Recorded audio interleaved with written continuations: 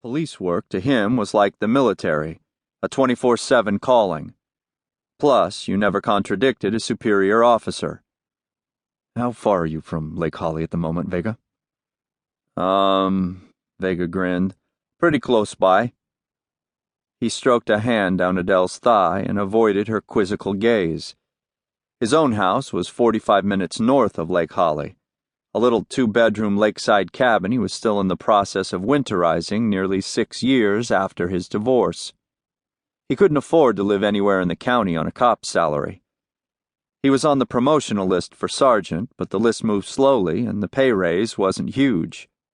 We've got a situation near the Lake Holly turnoff to the Parkway. The local PD is there now, but it falls under our jurisdiction. I want you to take the lead if you can get there within the next half hour. There would be no sweet rolls from the bakery this morning. No strawberries with whipped cream. Vega tried to swallow back his disappointment. He was looking forward to another couple of hours with Adele. The sheets felt so buttery, her flesh so cuddly. He loved the way her lemon-yellow walls caught the early morning sun and warmed it. He loved the 2 paintings hanging behind her mission-style bed, one of women washing clothes in a mountain stream, the other of people picking crops on a bright green terraced hillside, both gifts from clients who mythologized their birthplaces even as they ran from them.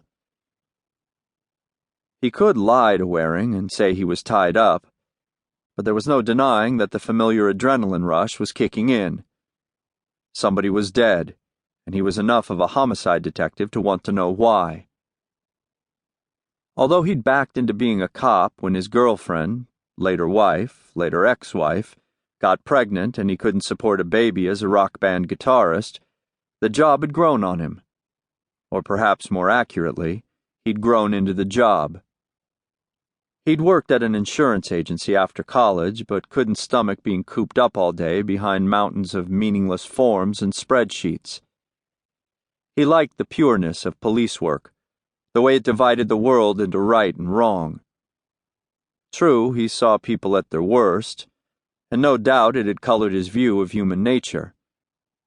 But he still believed in the essential goodness of what he was doing. He was there to make things better. If he'd wanted predictability, he should have stayed in insurance. Just the thought of it made him want to put a bullet through his brain.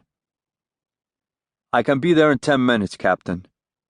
Vega felt Adele's body shift to the other side of the bed. There was a coolness to the sheets where a moment before they had felt so warm and welcoming. He had a sense she would see a double standard in his willingness to work this morning when he'd given her so much grief about doing the same thing last night. Already he was marshalling an argument in his head. This is a matter of life and death, not babysitting a social club and listening to some drunk yammer on about his hallucinations. Wait. Scratch that. If he uttered even one word of what he was thinking, Adele would have his head. No matter how he phrased it, the subtext would be the same. My job is more important than yours. And, yeah, he felt that. Deep down, if he was honest, he did. But if he'd learned one thing in 13 years of marriage to Wendy, it was this. The more logic you bring to an argument, the more likely you are to spend the night on the couch. Vega and Adele's clash of careers had been a sore point in their relationship from the moment they started dating 5 months ago. He was a police officer who believed in upholding the law whether he agreed with it or not.